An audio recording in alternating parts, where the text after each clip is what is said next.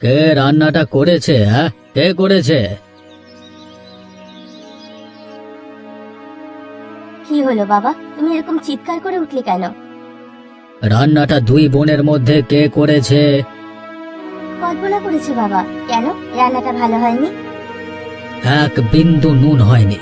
বলি, ঘরে কি মশলাপাতির অভাব নাকি? হ্যাঁ, চাকর বাজার থেকে কিছু এনে দেয়নি?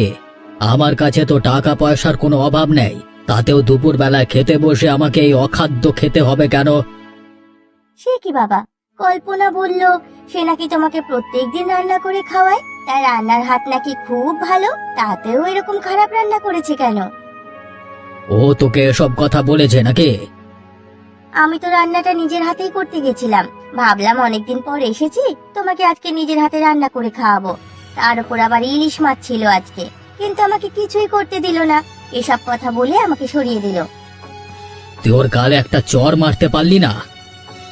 ও মা, আমি কেন গায়ে হাত দিতে যাব? আমি আজকে আছি, কাল নেই। আমাকে শ্বশুর বাড়ি চলে যেতে হবে, ওই তো তোমার দেখাশোনা করে। ওরা দু বোন যতদিন আছে। আমার বিশ্বাস হচ্ছে না, ওরা নিজেদেরকে এ বাড়ির গিন্নি ভাবতে শুরু করে দিয়েছে। এ তো ভালো কথা নয়। তুমি জানো আমার ভেবো না বাবা, আমি ওদের উপর হিংসা করে এসব কথা বলছি, যেটা বাস্তব সেটাই বললাম। এবার তোমার যদি শাস্তি দেবার প্রয়োজন হয় তাহলে ওদেরকে শাস্তি দিতে পারো, তাতে আমার কিছু বলবার নেই। আসলে কি জানিস তো, গরিবের মেয়ে পয়সার গন্ধ পেয়েছে, ভাবছে আমি কিছু বলি না, তাই জন্য যা ইচ্ছে তাই করবে। কিন্তু এসব করা যাবে না, ওদের একটা ব্যবস্থা নিতে হবে।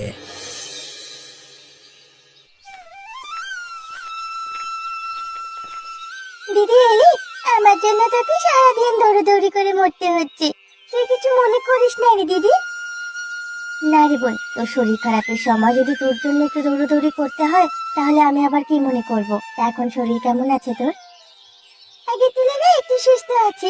সকাল থেকে কিছুই ভালো লাগছিল না, এখন তবুও একটু উঠে বসতে পারছি। আমি তোর জন্য তাড়াতাড়ি রান্না বান্না করে চলে এলাম, যাতে আমি তোর সেবা করতে পারি। আমি তো 2 দিন কাজে যাইনি। বাবু কিছু বলেছিলেন নাকি? নিশ্চয়ই অনেক রাগ করেছিলেন, তাই না?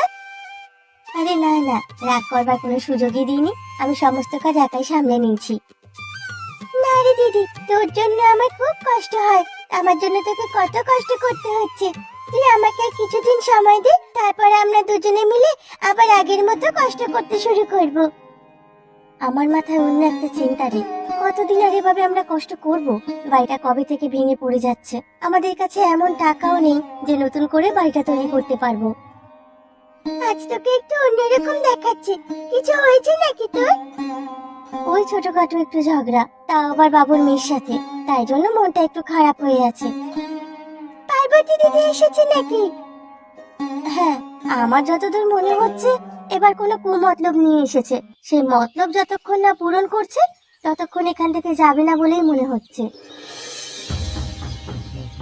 আয় আয় আয় আয়, আমার কত বড় সর্বনাশ হয়ে গেল, সবকিছু ফাঁকা হয়ে গেল আমার। আমি এবার কিভাবে জীবন কাটাবো? আমার স্ত্রী আমাকে ছেড়ে চলে গেছে, আমাকে বারবার বারণ করেছিল যেন আমি জুয়ার আড্ডায় না যাই, কিন্তু আমি কিছুতেই ওর কথা শুনিনি। এখন আমি কি করব?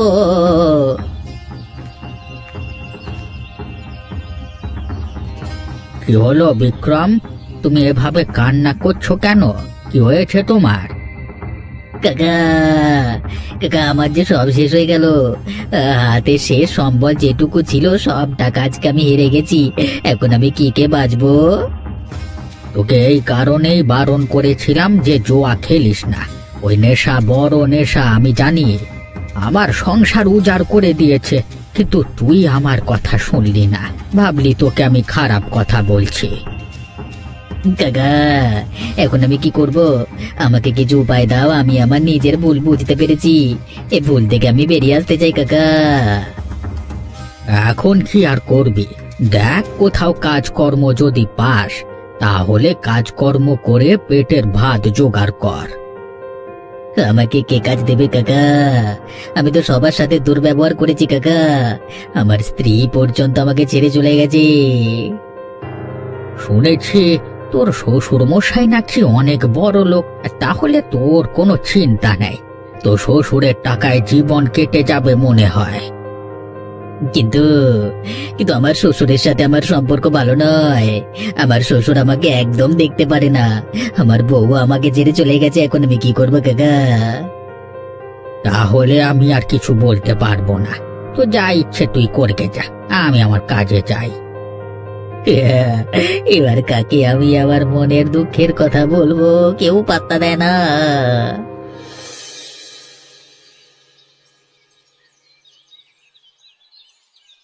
আসুন আসুন বাবু, কি সৌভাগ্য আমাদের আপনি এসেছেন।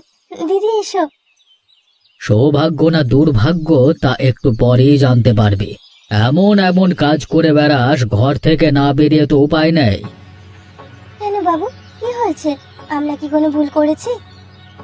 প্রথম একটা কথা বল, তোদের দুই বোনকেই তো কাজ করতে দেওয়ার দায়িত্ব দেওয়া আছে বাড়িতে, তাই না? তা একজন যাচ্ছিস কাজে কদিন ধরে, আর একজন যাচ্ছিস না, কি ব্যাপার?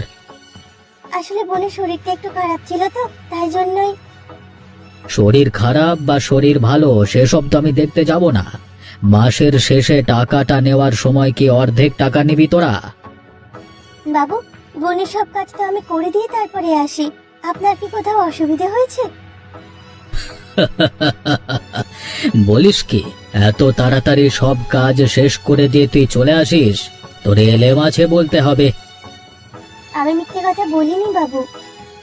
তা আজকে রান্নাটাও দুপুরের হয়তো তুই করেছিলিস, তাই তো?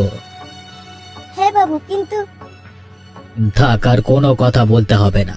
তোদের আজকের পর থেকে আর আমার বাড়িতে কাজে যেতে হবে না। তোদের দুজনকে তোদের অবস্থা দেখে অনেক মায়ায় পড়ে কাজে রেখেছিলাম, কিন্তু তোরা একদমই অন্য রকম। ক্ষমা করে দিন বাবু, আর এরকম হবে না। আমি কাল থেকে কাজে যাব। আমার শরীরটা একটু ঠিক ছিল না তো। শুনতে পেলে না তোমাদের বাবু কি বললো? তোমাদের আর কাল থেকে কাজে যেতে হবে না, এটাই শেষ কথা। আমাদের দয়া করুন বাবু, আমরা যদি কাজটা হারিয়ে ফেলি তাহলে আমরা কোথায় যাব? আপনি আমাদের দিকটা একটু ভেবে দেখুন বাবু। আমি কিছুই ভাবতে পারবো না। এই চল পার্বতী এখান থেকে, তোদের মুখ যেন আর দেখতে না পাই কালকে থেকে।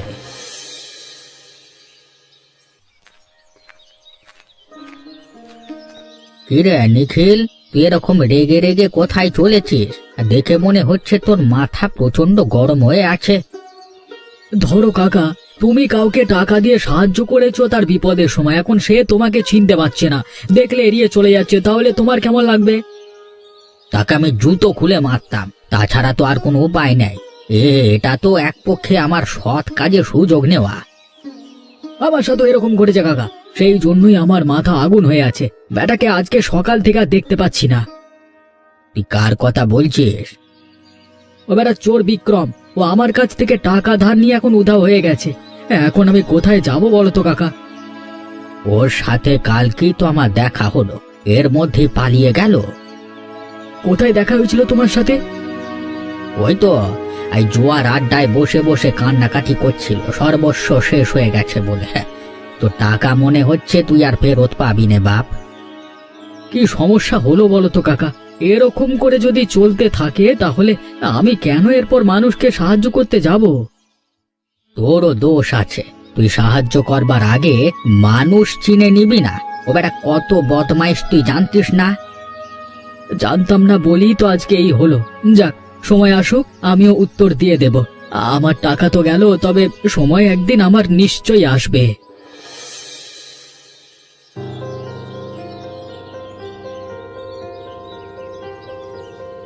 কি ব্যাপার, দিদি এভাবে কোথায় চলে গেল?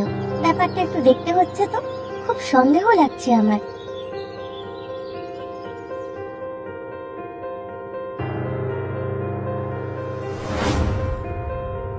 কি হয়েছে বলো? সকালবেলায় ওরকম ভিখিরির ছদ্মবেশে তুমি গিয়েছিলে কেন? কি হয়েছে কি তোমার? আমার সব শেষ হয়ে গেল গিন্নি, তোমার কথা আমি শুনিনি গিন্নি। এখন আমি নিশ্চয় হয়ে গেছি গিন্নি, তুমি আমার কাছে ফিরে চলো গিন্নি, না হলে আমি এই জীবনে আর উন্নতি করতে পারবো না গিন্নি। আমার কথা একটিবার ভাবো গিন্নি। এখন এসব চোখের জল ফেলে লাভ আছে? তোমাকে আমি বারবার করে বলেছিলাম জুয়া খেলা ছেড়ে দিতে, কিন্তু তুমি আমার কথা শোনোনি। তুমি এরকম ভাবে আমাকে তাড়িয়ে দিও না, না হলে আমি মরে যাব। আমি একা কি করব? নাকে কেঁদো না তো। তুমি কি ভাবো আমি এমনি এমনি এখানে বসে আছি? আমার বুদ্ধি তোমার থেকে দ্বিগুণ। তো তার মানে আমি তো কিছুই বুঝতে পারছি না। আমি বাবার সব সম্পত্তি নিজের নামে করে নেব, তারপর দেখবে আমাদের আর কোনো দুঃখ থাকবে না। তখন তুমি আমি এখানে বসে আরাম করে থাকতে পারবো। এই সত্যি বলছো গিন্নি? তোমার মাথায় এ পরিকল্পনা আছে? সত্যি নয় তো কি মিথ্যে বলছি নাকি? কিন্তু তোমাকে এই কদিন এখন গা ঢাকা দিয়ে থাকতে হবে। যখন আমি ইশারা দেব তখন একেবারে মহাপুরুষ হয়ে ঢুকতে হবে। আমি কোথায় থাকবো গিন্নি?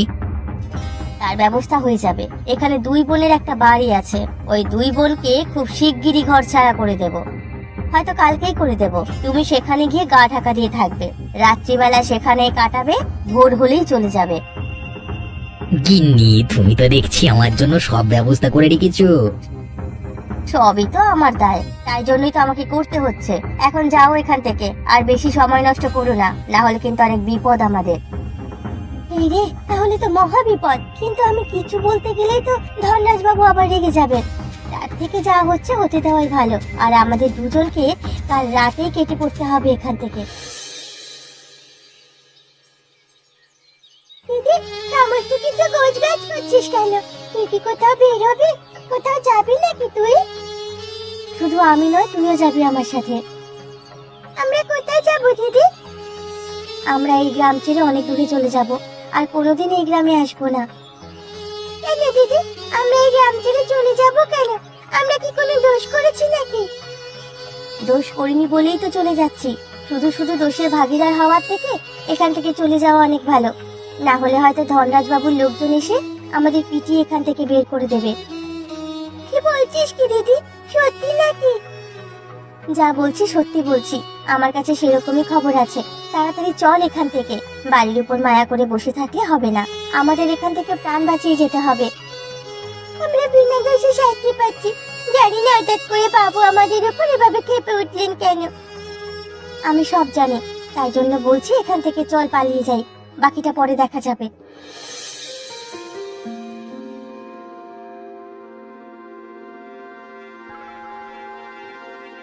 কি হলো বাবা, তুমি বসে বসে এত কি চিন্তা করছো? ওই মেয়ে দুটোর জন্য চিন্তা হচ্ছে, বুঝলি? আমি কি ঠিক করলাম? ওই নিরীহ মেয়ে দুটো আমার কাছে কাজে এসেছিল, একটা সামান্য ভুলের জন্য আমি এত বড় শাস্তি দিলাম ওদের দুজনকে। সামান্য ভুল? তুমি কাকে সামান্য ভুল বলছো বাবা? তোমার কাছ থেকে তোমার নিজের কাজ ঠিক মতো না করা, এগুলো কি অন্যায় নয়? আমি মানছি, কিন্তু সামান্য একটু বকা দিয়ে আরেকবার সুযোগ দিলে বরং ভালো হতো। না হলে সত্যিই নিজেকে খুব দোষী মনে হচ্ছে। নিজেকে দোষ দিয়ে তুমি কিছুই পাবে না, শুধু শুধু শরীরটা খারাপ করবে। কিন্তু তুই বুঝতে পারছিস না মা, আমাকে তো এখানে থাকতে হবে। আমার দেখাশোনা কে করবে বল দেখি? তুই তো আর সারা জীবন এখানে থাকবি না। কে বললো থাকবে না? তোমার সেবা করবার জন্য আমি সব সময় তোমার কাছেই থাকবো, তুমি অত চিন্তা করো না। কিন্তু তোর তো সংসার আছে, আমার না হয় ওই ছেলের উপর অনেক রাগ, তা বলে তো আমি এভাবে তোদের সংসার ধ্বংস করতে পারি না। তুমি ও নিয়ে কিছু ভেবো না, ওকে বললে ও এখানে চলে আসবে। তোমাকে এভাবে বৃদ্ধ বয়সে একা ফেলে রেখে চলে যেতে পারি না, সমস্ত পরিস্থিতিটা আমাকে বুঝতে হবে। জানি না রে, আমার কপালে যে কি আছে আমি কিছুই জানি না। সত্যি আমার ভাবতে খুব কষ্ট হচ্ছে ওই মেয়েগুলোর কথা। ওরা যে কি করবে কি খাবে কিছুই জানি না। ছাড়ো ছাড়ো, লোকের কথা চিন্তা করে লাভ নেই। চলো তোমাকে কিছু খেতে দিই, খাবে চলো। এখন থেকে এবারের সমস্ত দায়িত্ব আমার, আমি ধীরে ধীরে আবার সবকিছু ঠিক করে দেব, তুমি কোনো চিন্তা করো না। দিদি, আমার শরীরটা কেমন হচ্ছে? এখন মনে হচ্ছে আমি আর একটু হাঁটতে পারবো না, মাথাটা আমার ঘুরছে, ভীষণ ক্লান্ত লাগছে। পিয়ালি, মনের জোর হারাস না, আর একটু ধৈর্য ধর। নিশ্চয়ই আমরা কোথাও না কোথাও আশ্রয় পেয়ে যাব। তুই কোনো চিন্তা করিস না, শুধু আমার সাথে আয়। বোন, বোন চোখ খোল বোন, আর একটু কষ্ট কর, চোখ খোল। কারা তোমরা? দুটি ছোট্ট ফুটফুটে মেয়ে, এই রাতের বেলা তোমরা কোথায় যাচ্ছ? ঠাকুমা, ও আমার বোন, ও শরীরটা প্রচন্ড খারাপ ছিল, কিন্তু এই বৃষ্টির মধ্যে আমরা বেরিয়ে চলে এসেছি। এখন আমার বোনের শরীর প্রচন্ড খারাপ হয়ে গেছে, এখন আমরা কি করব ঠাকুমা? পাগল মেয়ে কোথাকার, শরীর খারাপ ছিল তো বৃষ্টির মধ্যে ভিজে ভিজে কোথায় বেরিয়েছো তোমরা? চলো চলো, আর তাড়াতাড়ি আমার বাড়ি চলো, না হলে তো প্রচন্ড শরীর খারাপ হয়ে যাবে। আমার বোন কথা বলছে না। আরে কথা বলবে কি করে, ও তো অজ্ঞান হয়ে গেছে। চলো চলো, তাড়াতাড়ি ওকে নিয়ে চলো।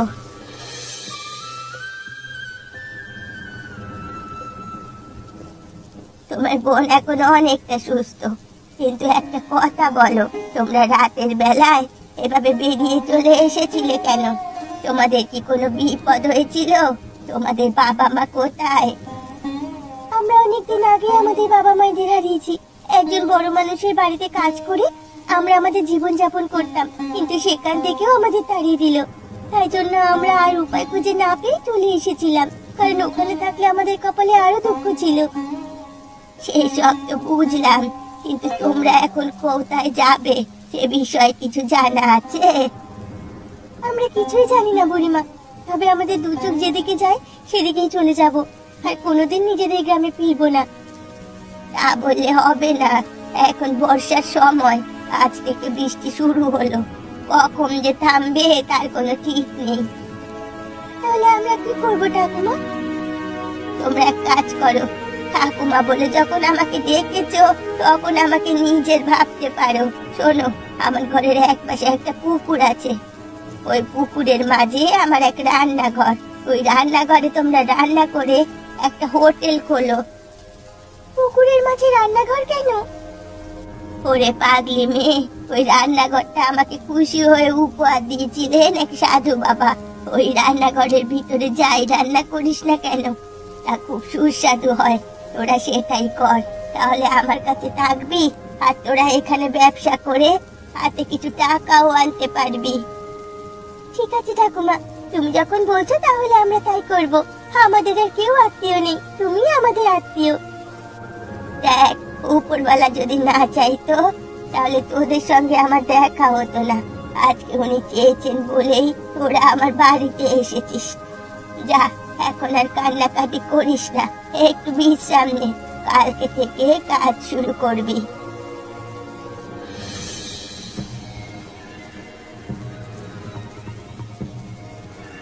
কি এইদিকে সব ঠিকঠাক তো গিন্নি? হ্যাঁ, ঠিকঠাক করে তবেই তো তোমাকে ডাকবো বলেছিলাম। এখন চলো বাবার সামনে, এমন ভান করবে তুমি যা কত ভালো। তোমার মতো ভালো মানুষ এই পৃথিবীতে আর দুটো নেই। আবার বাবাকে রাখলে কেন বাড়িতে? বের করে দিতে পারতে তো, তাহলে তো সমস্যা মিটে যেত। না না, তা বললে হয়? বাবাকে এই সময় বের করে দেব? এই শোনো, আমার এসব নাটক সহ্য করবো না বলে দিলাম আমি। হ্যাঁ, আর কতদিন এরকম মুখোশ পরে থাকবো? একদিন না একদিন আমাদের আসল উদ্দেশ্য তোমার বাপ ঠিকই জানতে পারবে, তখন আমরা কি করব?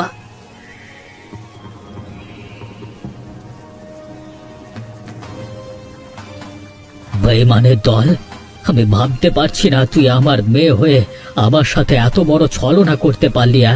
সত্যি আমার ভাবতে যেন ঘেন্না হচ্ছে। বাবা, বাবা তুমি একটু বোঝার চেষ্টা করো বাবা, তুমি যেটা ভাবছো সেটা নয়। তোরা তোরা এই মুহূর্তে ঘর থেকে বেরিয়ে যা। আমি এতদিনে বুঝতে পারছি ওই দুই বোনকে বাড়ি থেকে বের করবার পেছনে তোর চক্রান্ত ছিল, যাতে আমাকে অসহায় করে দেওয়া যায়। আর সেই দিনের রান্নাটাও তোর ছিল। বাবা তুমি ভুল ভাবছো, আসলে আমরা তোমার ভালোর জন্যই। অনেক অনেক ভালো করেছিস আমার, আর আমার ভালো করতে হবে না। এবার তোরা এ মুহূর্তে এখান থেকে বেরিয়ে যা। এ বুড়ো, তুই আমাদেরকে ঘর থেকে বের করবি? তোর সাহস তো কম নয়, দেখ তবে তোর কি হাল হয়।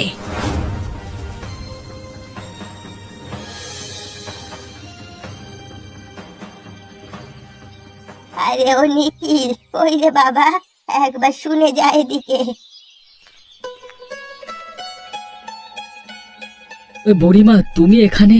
তাহলে এত সুন্দর রান্নার গন্ধ অন্য কেউ রান্না করছে নাকি? আমার দুই নাতনি আজকে নিজের হাতে রান্না করেছে, কালকে থেকে এখানে একটা হোটেল দেবে। তোরা সবাই আসিস কেমন? তোমার আবার নাতনি কোথা থেকে এলো? আগে তো জানতাম না। এসেছে এসেছে, উপরওয়ালা পাঠিয়েছে আমার কাছে ওদের। কিন্তু তোর সেই টাকার সমস্যা মিটেছে? ওই চিটিংবাজ লোকটা তোর পাওনা টাকা ফেরত দিয়েছে? তার কোনো সন্ধান পেলাম না গো, সে এখান থেকে হাওয়া হয়ে গেছে। তার শ্বশুর বাড়িতে গিয়ে একবার খোঁজ নে, ওখানেও তো থাকতে পারে। শুনেছি তার শ্বশুর নাকি তাকে দেখতে পারে না, তাহলে শুধু শুধু সেখানে গিয়ে কি করব? ঠাকুমা, আমাদের রান্না হয়ে গেছে, এবার তাহলে তুমি খেতে বসে পড়ো। ইনি কে? খুব ভালো মানুষ, আজকে উনি আমাদের বাড়িতেই খাবেন। তোমাদের রান্নার গন্ধ পেয়ে এখানে চলে এসেছে। যাক বুড়িমা, ভালোই হলো। আজকে তাহলে তোমার নতুন নাতনির রান্না খেয়ে দেখতে পারবো। মানে প্রথম দিন তো। আর এই হোটেলের ব্যাপারটা আমার মাথায় থাকবে, আমি গ্রামের সকলকে ডেকে ডেকে বলে দেব। ঠিক আছে বাবা, তুই তাহলে বসে পড়। মা কল্পনা, যা তোরা খাবার বেড়ে নিয়ে চলে আয়।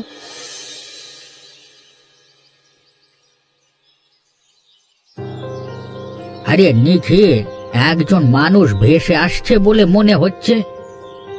তাই তো, চলো চলো তাড়াতাড়ি গিয়ে ওনাকে উদ্ধার করে নিয়ে আসি।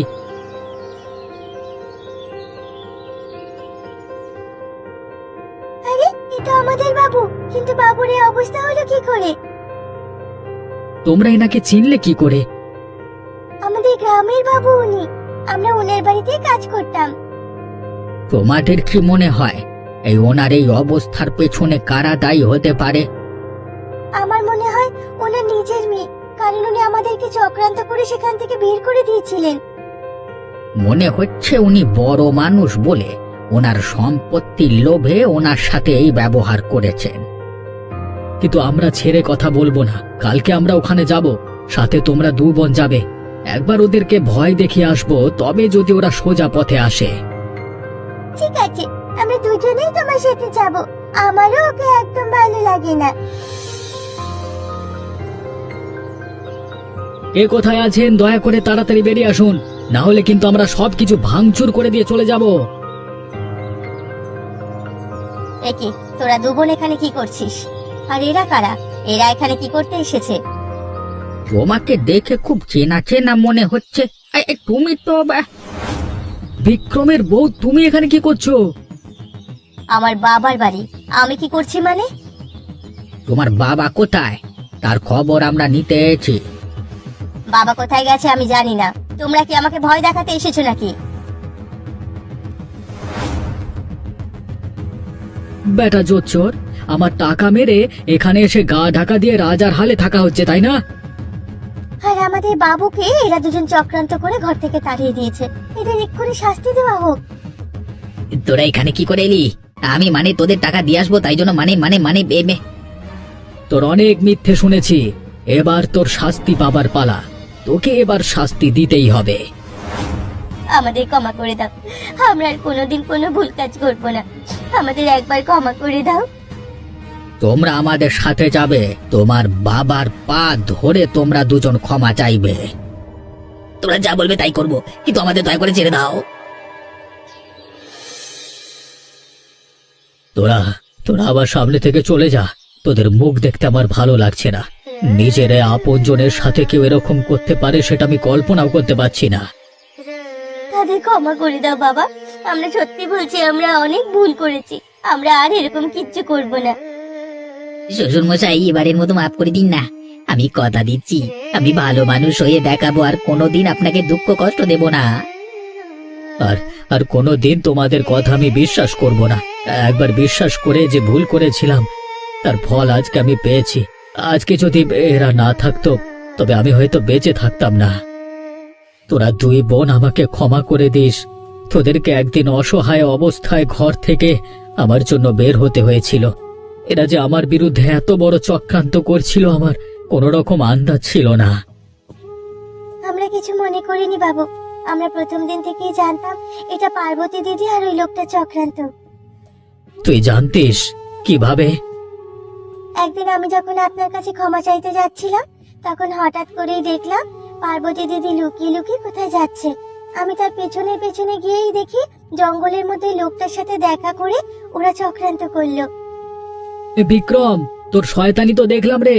এবার একটা কথা বলতো, আমাকে তুই টাকা ফেরত দিবি কবে?